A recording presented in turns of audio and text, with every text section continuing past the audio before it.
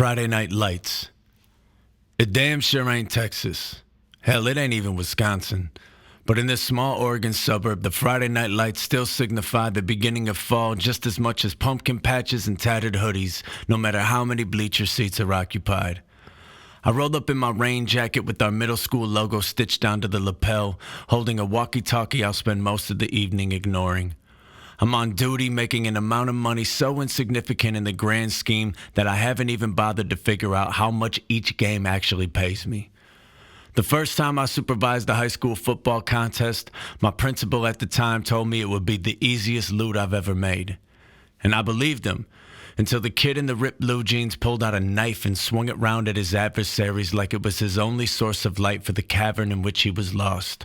All the while I was wide-eyed and petrified, forgetting that the responsibility to solve the situation sat on my shoulders. But I still show up, with my job description unofficially stating, keep these little kids in check, but my heart being like, let's show some love to the folks we ain't seen in a minute. At kickoff, a group of parents tells me they heard it was a concerningly tough day at the middle school, and they detail how their child told them about the bathrooms that got destroyed, the multiple fights, and the 7th grade girl drama. To which I reply, shit, that's just a Friday. Ain't nothing special about that. And I immediately realized that what was meant to reassure may have instead only revealed. When we scored the first touchdown, our senior running back finds the local news camera, pointing and gesturing in its direction, and I leaned to tell the high school assistant principal that he was a runner when he was in my 6th grade class, and I'm glad that he's now running from linebackers and defensive tackles instead of from teachers he's upset with. When the opposing team takes one to the house, I step between a crowd of kids tugging the mascot name on the front of their rival jerseys, each youngin' confidently detailing what that ass whooping's finna look like in tomorrow's Pee-wee version of tonight's matchup. A little dude I don't recognize runs his mouth in my direction, only to have his homie, a kid in my 6th grade leadership class, interrupt him and be like, yo, chill, that's Mr. Dix, he's good. And it's one of those acknowledgments that means more than any Teacher of the Year, Month, Week award ever could.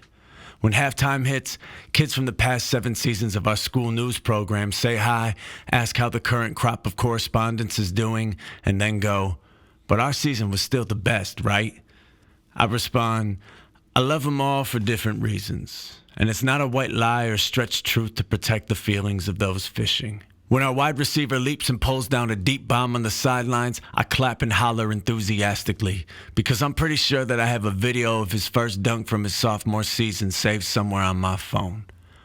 One of my favorite freshman folks from one of my favorite families gives me a pound and asks when the next open gym is.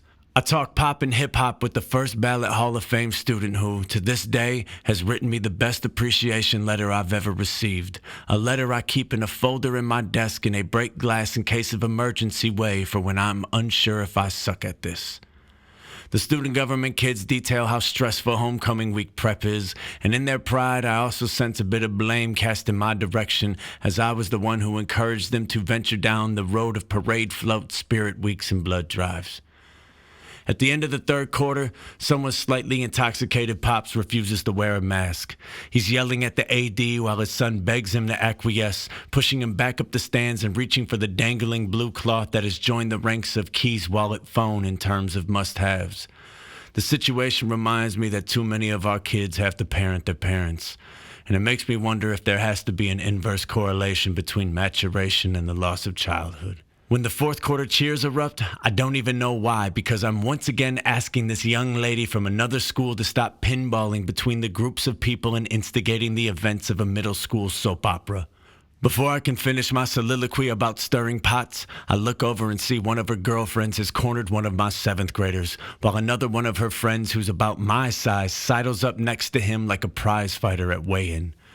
In a Houdinian stroke of brilliance, the 7th grade boy wiggles out of the social straitjacket by turning to the dude who's got his chest puffed out, ignoring the 2 girls screaming at him, and saying, hey, look, man, I know she brought you over here to intimidate me, and let me tell you, that shit is working. You are big as hell. I want 0 problems with you. I don't know what this girl is on right now. She talking crazy, but please know, I have no beef with you. He then reaches out his hand, and the muscle brought over to reinforce cracks a smirk, daps my student up, and says to the girls, come on, let's go. Meanwhile, I'm laughing my ass off, one part dead at the absurdity and one part impressed with how one's vulnerability can be more powerful than one's might. I don't even realize when the game ends because I'm surrounded by college students and artists and kids taking a gap year to shore up their mental health. We're talking like adults because we all are now. It's one of the first times I've truly felt old because not only are they making decisions about how they'll make their money, but also because they sat in my desk so long ago that I can't tell if I remember what actually happened in the tale I'm telling or if I just remember what I said the last time I told it. Either way, I know the warmth I feel now matches the warmth I felt then, and to me, a true story relies more on its emotions than its facts. I shuffle out with the crowd and head to the whip, saying peace to pupils and parents alike. While I drive away, I add evenings like these as a bullet point in the prose section of my working my entire career in one place mental document. There's worse ways to spend 30 years, I think, as the Friday night lights reflect off my rear view mirror.